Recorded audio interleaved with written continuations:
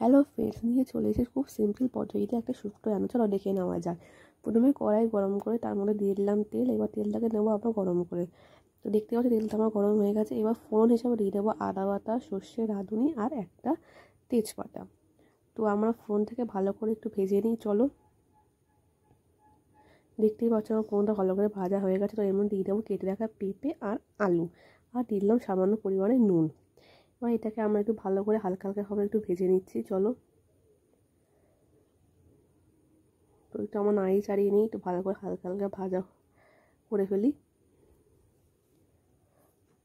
তো দেখতেই পাচ্ছ যে আমার পেঁপে আলুটা ভাজা হয়ে গেছে প্রায় হালকা হালকা। তো হালকা হালকা ভাজা হয়ে গেছে দেখতেই পাচ্ছ। তো এর মধ্যে আমরা দিয়ে দেবো এরপরে একটু সামান্য পরিমাণে জল সিদ্ধ করার জন্য। তো দিয়ে দিলাম সামান্য পরিমাণে জল। এবার সামান্য পরিমাণে জলটা দিয়ে আমরা এটাকে একটু ঢাকা দিয়ে দেবো।